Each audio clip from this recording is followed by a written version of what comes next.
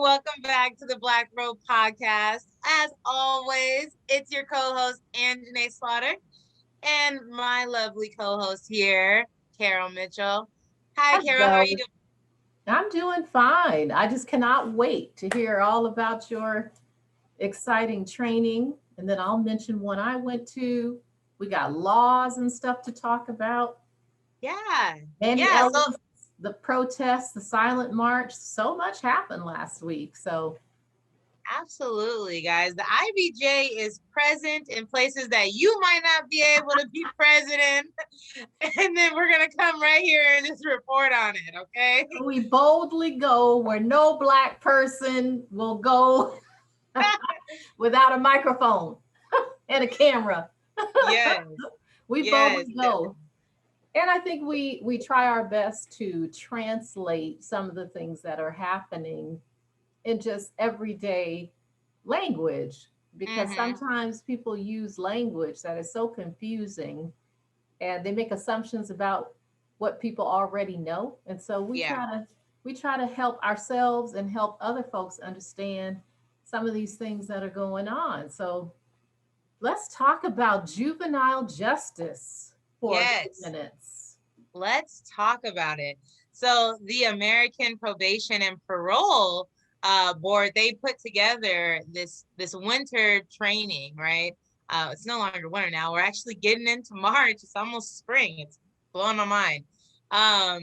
But it really highlighted things that, I felt growing up, but I didn't actually know for certain, right? I didn't have the Mm, numbers to really substantiate these realities, right?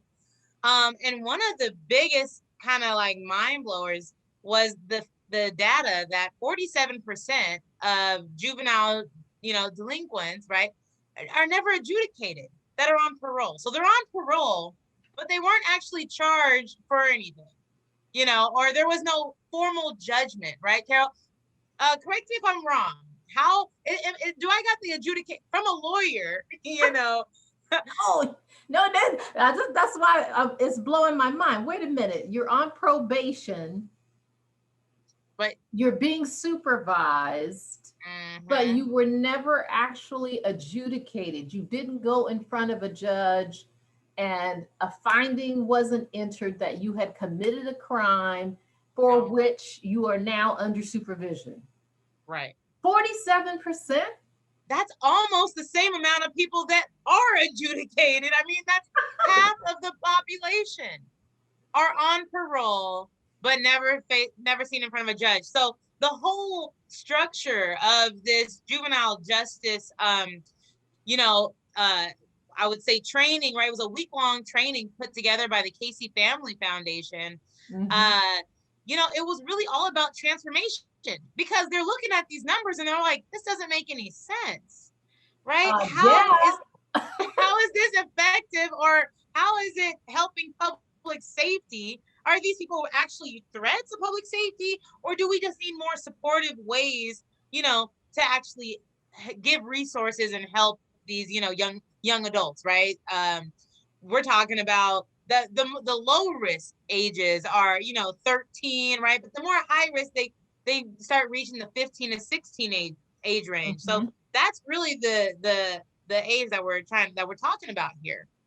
And in this transformation and in these different classes, we start talking about family engagement and how we can incorporate families into this process, into juvenile justice, right? And one thing that I love and I want to talk about here on the Black Robe is this push that the Casey Family Foundation is doing to broaden the definition of family. Hello. And hello, and Black people, we know everybody's kin, cousin, auntie.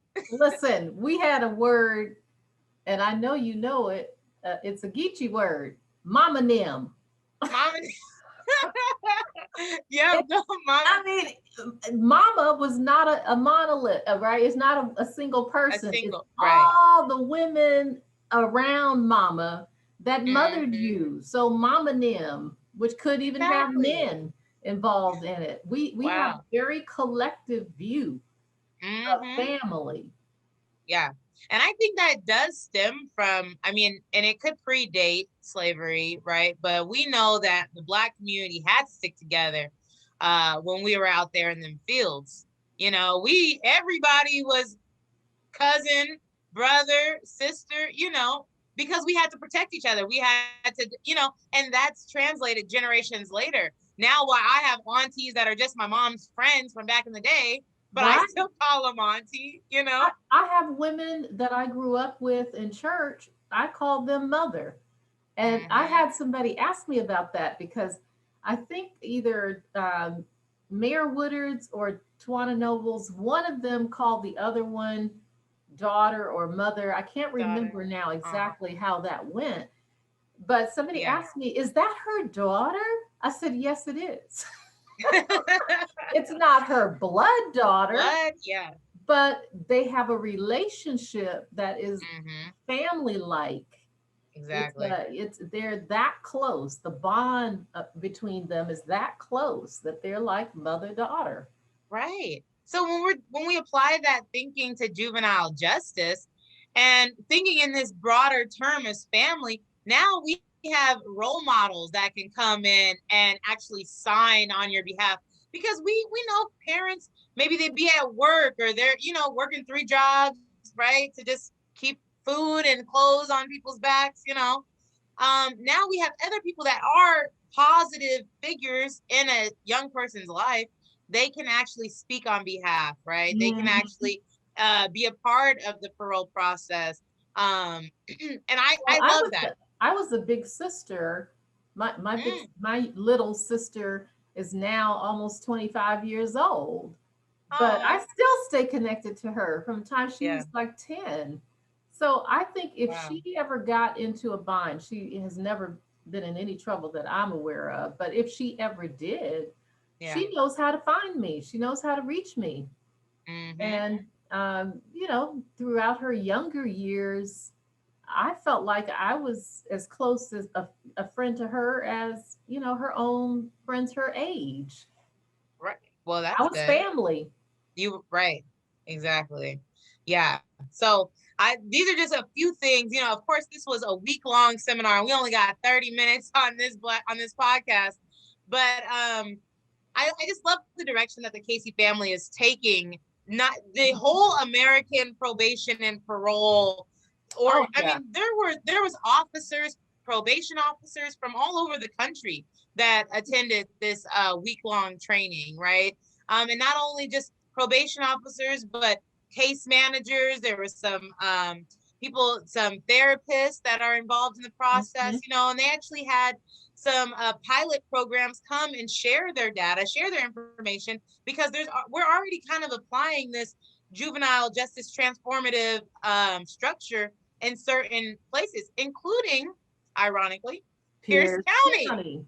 Pierce Now, County. this is one thing we are actually known nationally for. Our Pierce Mm-hmm. County Juvenile Court and the detention center, I got to give props Yeah. to them. They've been a juvenile detention alternative initiative site, JDAI site. Casey Foundation money funds it. And Mm-hmm. they have won all kinds of national awards for the way they have transformed probation at Raymond Hall, which used to hold an average of about 220, 230 kids, young Mm-hmm. people a month. Now it's down to about 22 Wow. on average. And some of those are young people who would be down at Pierce County jail because of Mm-hmm. their Fence. charges. Yeah. But thankfully, somebody says that a 13-year-old doesn't belong down in the county Mm-hmm. jail, and so Right. they're held to some extent.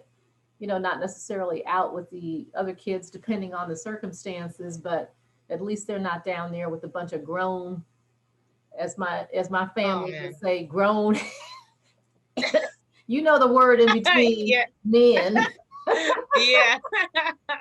Grown folk. Yeah. But I think they figured out that by having these community partnerships, Mm-hmm. Um, the boat builders and what is that?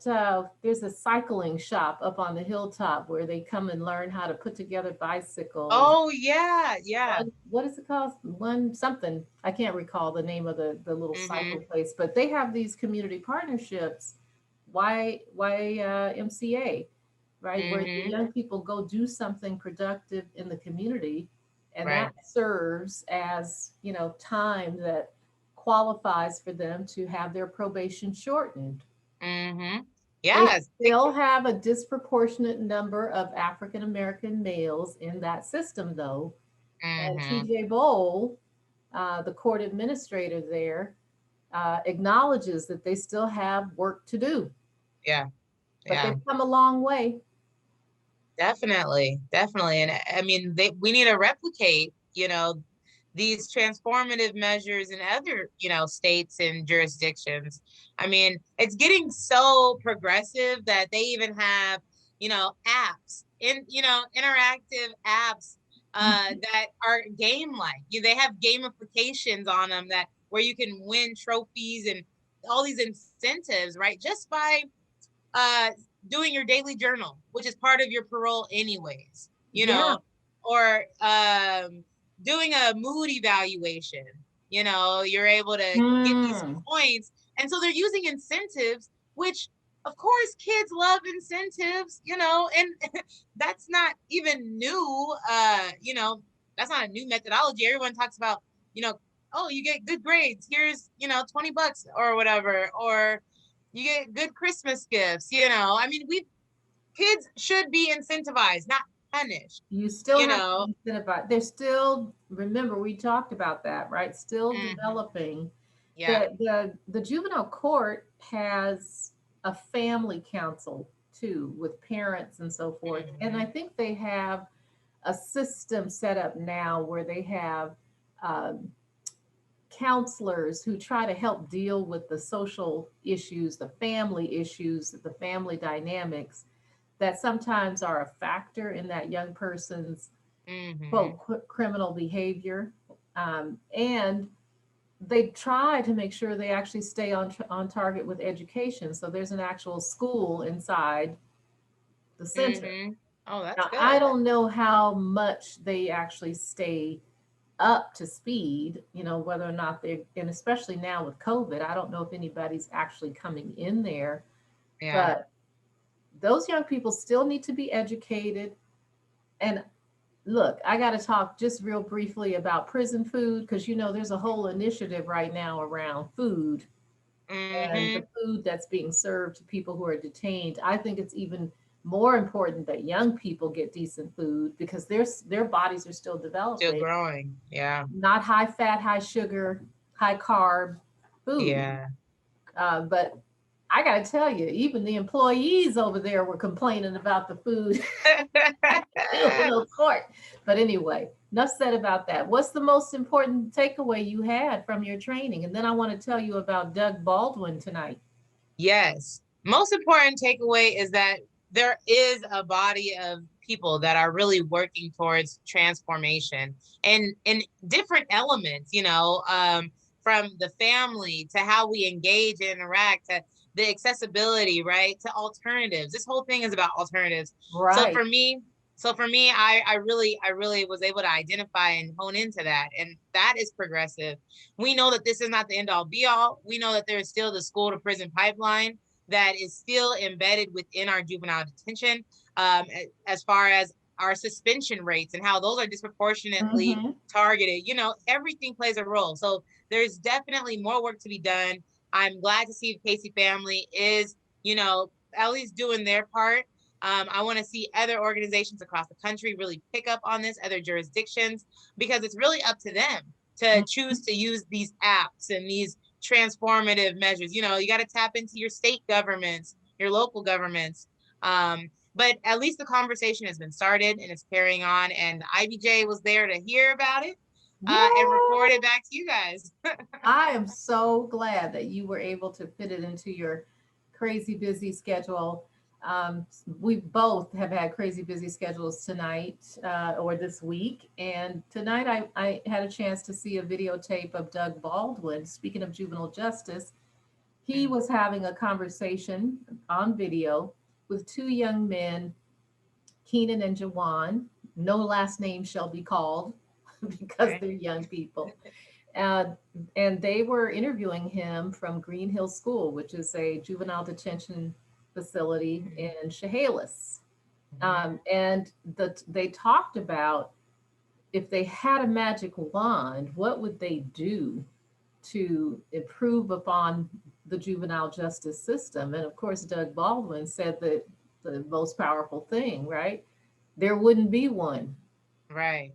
And young people would not only be seen, but they would be loved because, in his view, that's at the core of Mm. what's missing. Everybody wants to be seen, be significant, Mm-hmm. and be loved by their people, Right. right? And that's why sometimes you have to extend out that family because Mm-hmm. sometimes the blood people, the biological people, don't have the wherewithal, the Right.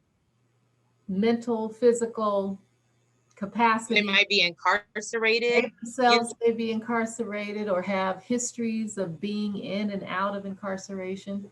And so that child may have to, have a larger family community around him or her. And so Mhm. Doug Baldwin apparently is putting his Seahawks money where his mouth is and is building a community center, Family First Community Center up in Renton. I don't know how far that project is along, but Mm.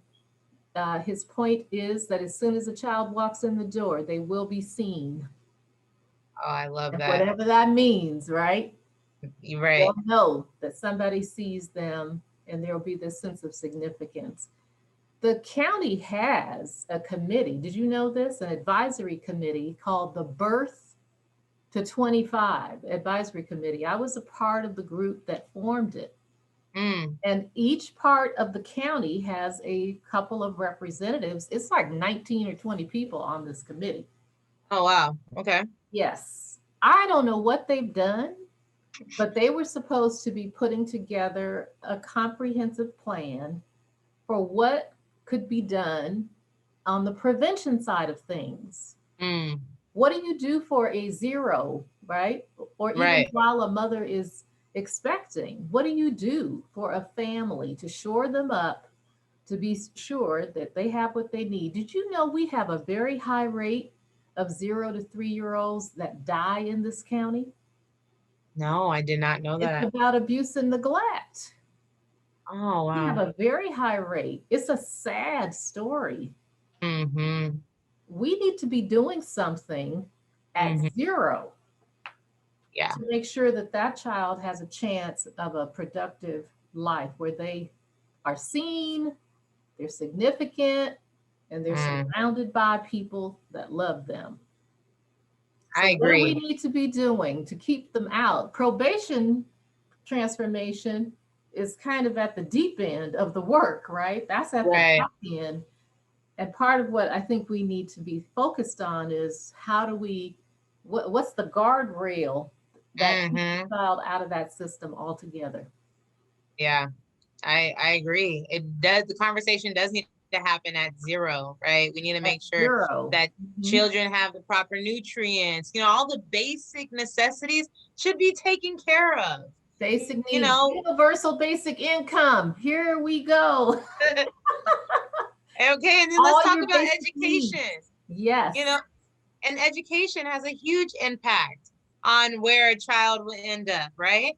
And it's not because the child is, not as smart.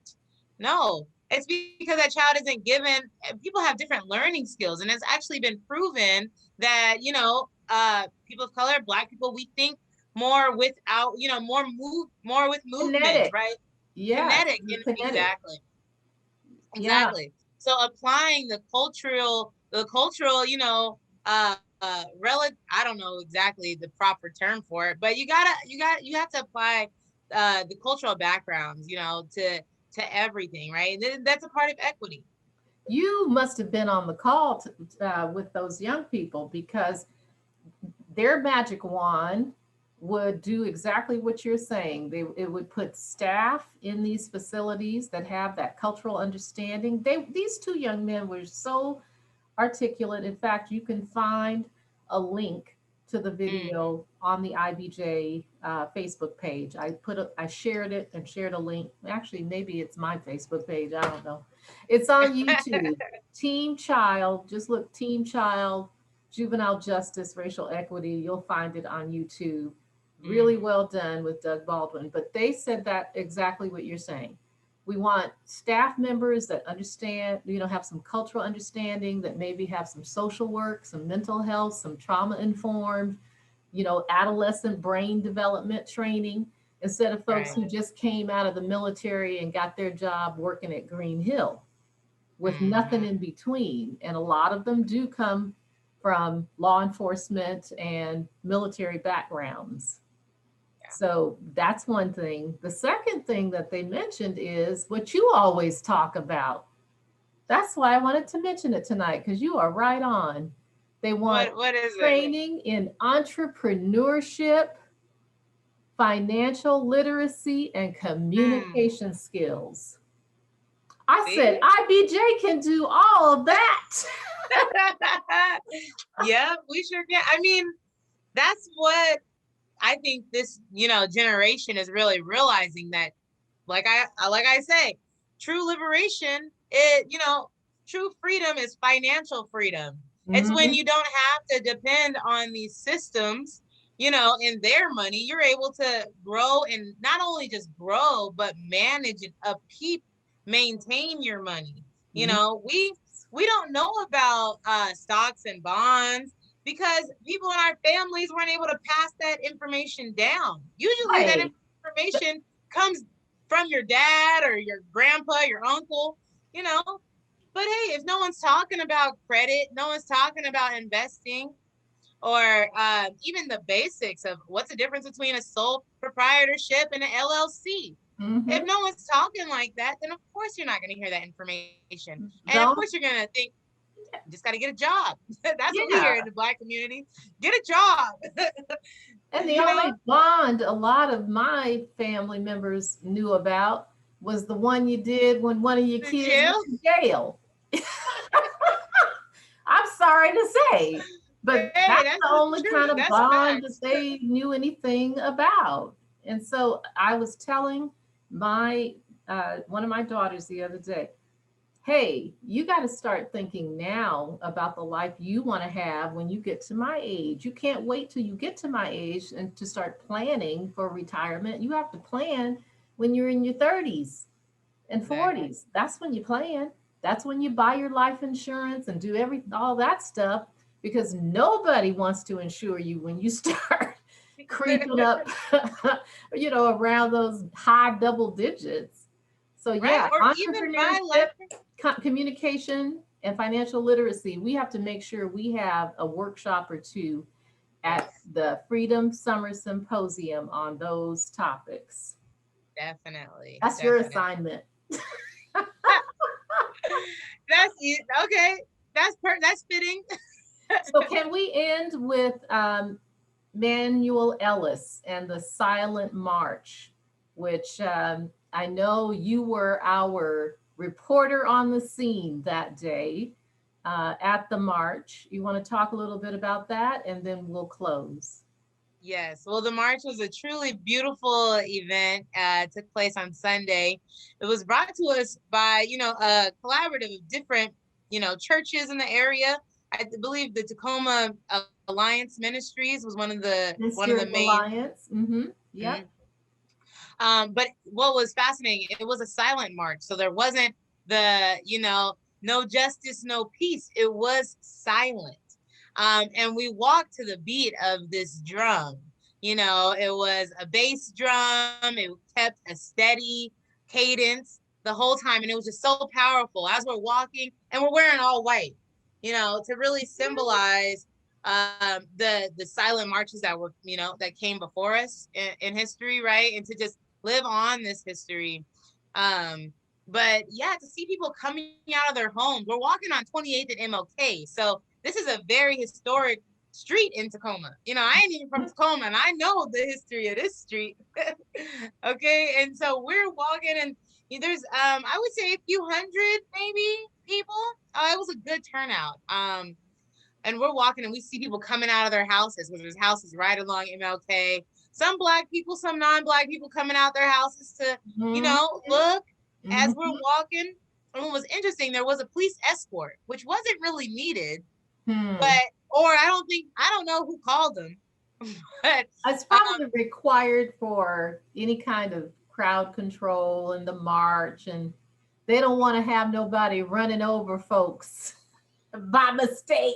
yeah.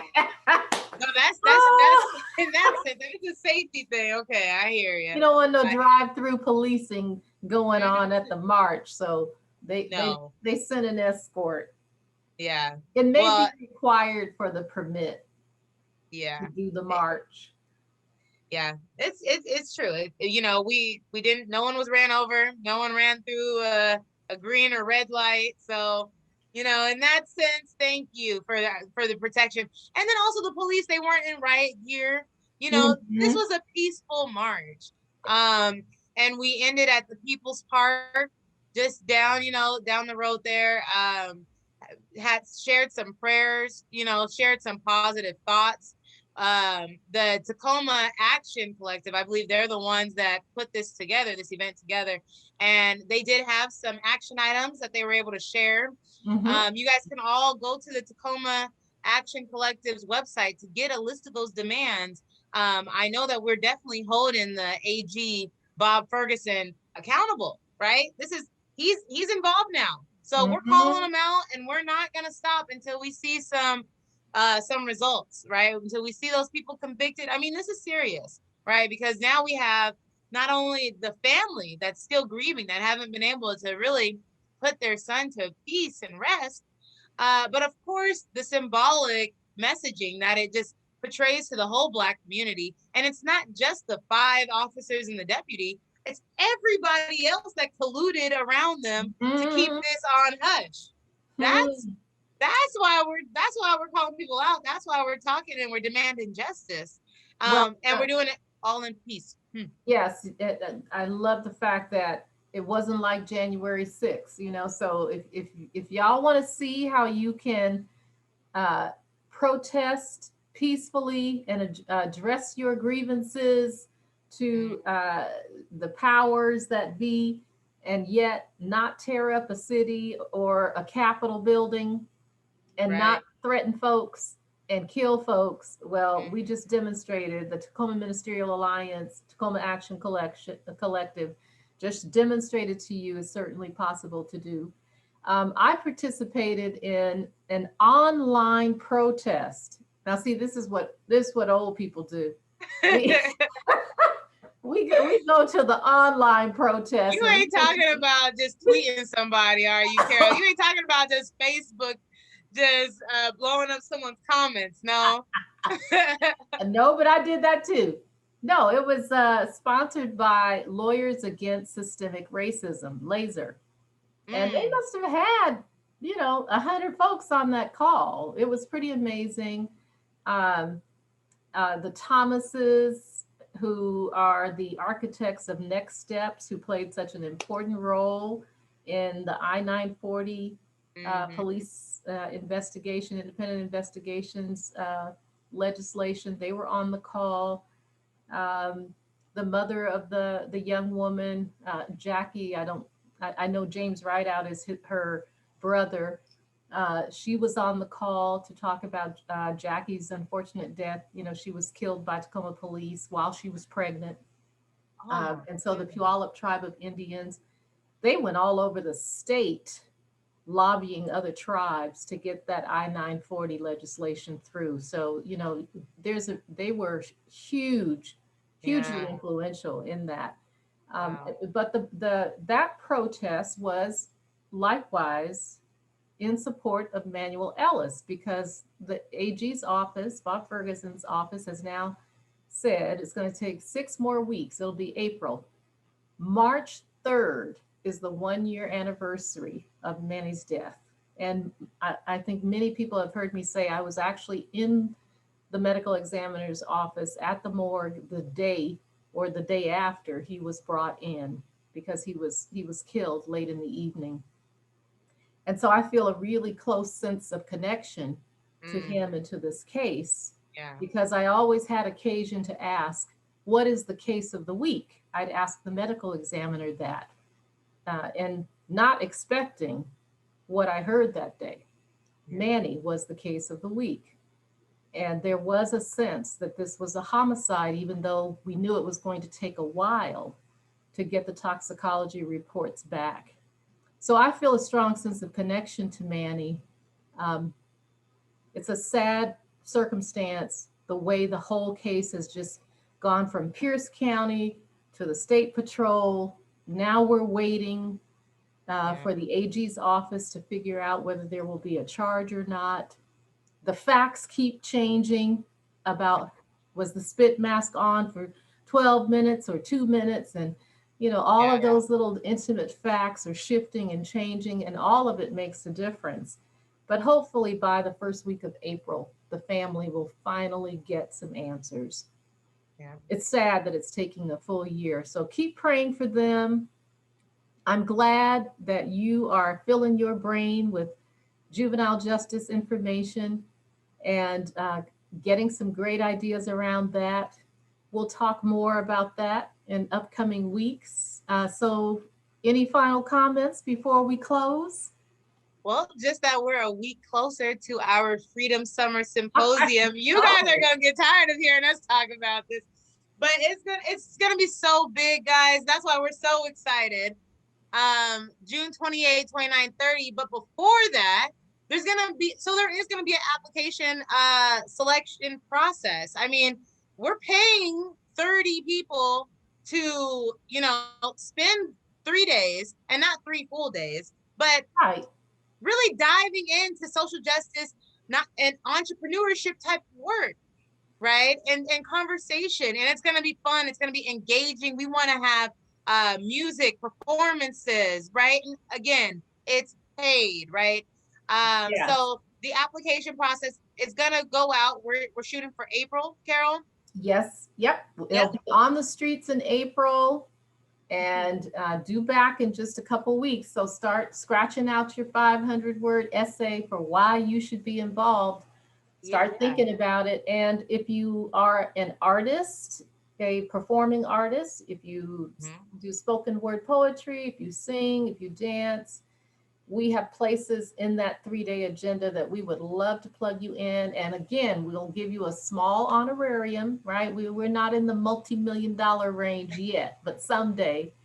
But in the meantime, we want to demonstrate the fact that we see value in what young people bring to every room they stand in. And so we want to just show our appreciation for them as they help us increase the dialogue and information that's flowing back and forth about what 18 to 35-year-olds need us to do. What should we be focused on? We have an advisory committee for the 0 to 25. Well, now let's see what that 18 to 35 or so crowd has to say about what our systems need to look like. June 28, 29, 30. And there's information at the end of our broadcast. There sure is. Well, that's it for us tonight, guys. It was another awesome conversation tonight on the Black Robe podcast. Yeah? You were in a good mood tonight. Well, I told you, the juvenile, I'm tired of seeing my young brothers and sisters and, people in this juvenile justice. I was happy to see Pierce County is, a leader in this conversation. Right. So I was able to actually, I claim some of that as being a Washingtonian. But of course, it's always just nice talking to you, Carol. It's always nice just being heard, being seen as a young person. Right. And so I can't help but to smile and be happy about that. Next time we get together, remind me to tell you about sneakerheads. because we may have a sneakerhead at the Freedom Summer Symposium. There you go. Now, see, I didn't know who Lil Baby was. Now you, you get to go look up what a sneakerhead is. I sure will. I'm not even gonna pretend like I know. And he's young and black, and he's, I think, maybe 25. Ooh, okay. Yeah. I'm interested. Yes, and it has a lovely Jamaican accent to go with it. So stay tuned for sneakerheads. Alrighty, guys. All right, thanks so much, Carol. See You guys have a later. great night. See ya.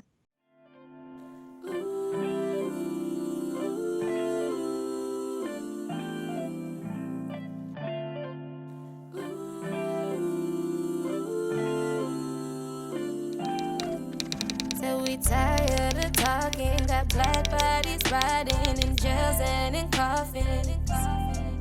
Said we tired of talking, got black bodies riding in jails and in coffins. Nobody coming like we do, started it over like we do. Still fighting for better ways, cause nothing's out getting more lethal. Baby, you're scared of my pity, it was not meant to be equal. I know there's better days, but it's up to you to receive them. For years I ain't complained, I ain't never changed. No, to your love in every race, we was made the same. It's time to read between the lines, not the script they gave. We only got so much